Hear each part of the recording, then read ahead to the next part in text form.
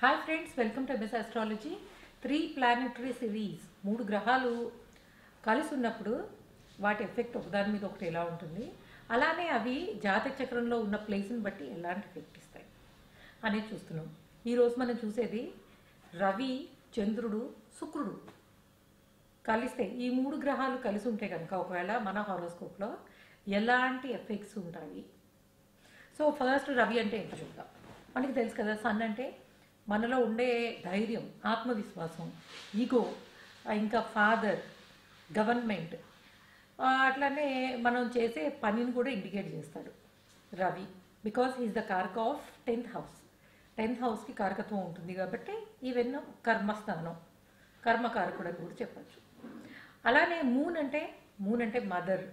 అట్లానే మనలో ఉండే ఎమోషన్స్, బాధ, కోపం, చికాకు, ఇట్లాంటివన్నీ, సంతోషం, అన్ని రకాల ఎమోషన్స్. ఇంకా మూన్ ఈజ్ మన బాడీలో ఉండే ఫర్టిలిటీ అన్నమాట. లైక్ పిల్లలు కలగడానికి దానికి ఉండే ఆ వైటాలిటీని మూన్ ఇండికేట్ చేస్తుంది. ఇక శుక్రుడు వచ్చేసి మొత్తం ఈ love, relation, entertainment, artistic talents. శుక్రుడు ఇచ్చేది అద్భుతమైన ఆర్టిస్టిక్ టాలెంట్స్. చూడండి, మన అందరిలోనూ ఏదో ఒక టాలెంట్ ఉంటుంది, దానికి కారకత్వమే శుక్రుడు. మేబీ పెయింటింగ్ అవ్వచ్చు, రీడింగ్ అవ్వచ్చు, ఏదైనా సరే ఆ ఆర్టిస్టిక్ టాలెంట్స్ ఇచ్చే ఎక్సలెంట్ ప్లానెట్ శుక్రగ్రహం. సో శుక్రుడు ఇచ్చేది ఇలాంటి రిలేషన్స్, లవ్, ఆర్టిస్టిక్ టాలెంట్స్, ఇటువంటివన్నీ.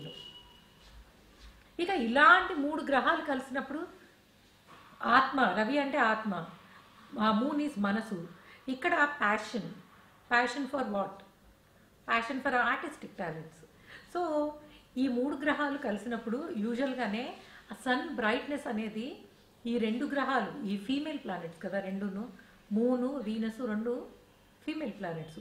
శుక్రగ్రహం, చంద్రగ్రహం 2 ఆ లేడీ గ్రహాలు కాబట్టి ఆ క్వాలిటీస్ అనేవి సన్ వెలుతురులో చాలా ఎన్హాన్స్ అవుతాయి.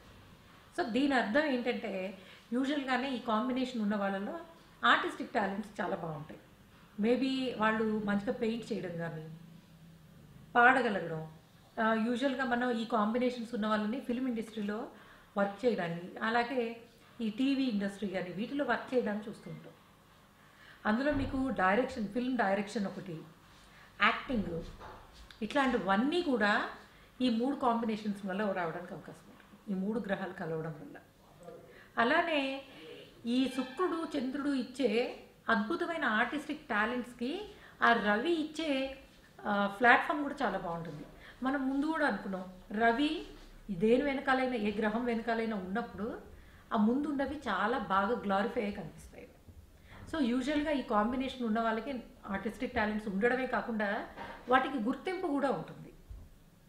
అలానే బలాన్ని బట్టి మనకి ఎప్పుడైనా సరే బలాలు ఇంపార్టెంట్, అట్లనే డిగ్రీస్ చాలా ఇంపార్టెంట్.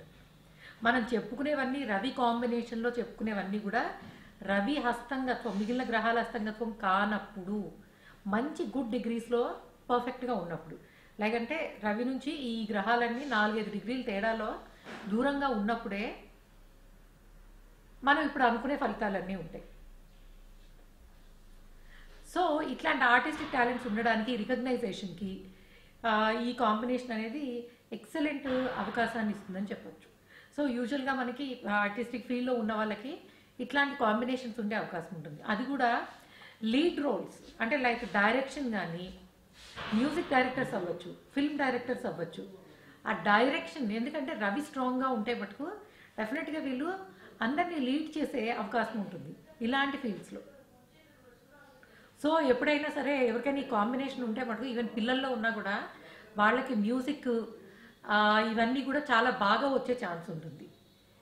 ఓకే గైస్, ఇది మనకి ఈ 3 గ్రహాలు కలిసి ఉన్నప్పుడు ఎలాంటి అవకాశాలు, చంద్రుడు, రవి, అలానే శుక్రుడు కలిసి ఉన్నప్పుడు ఎట్లాంటి అవకాశాలు ఉంటాయి అనేది.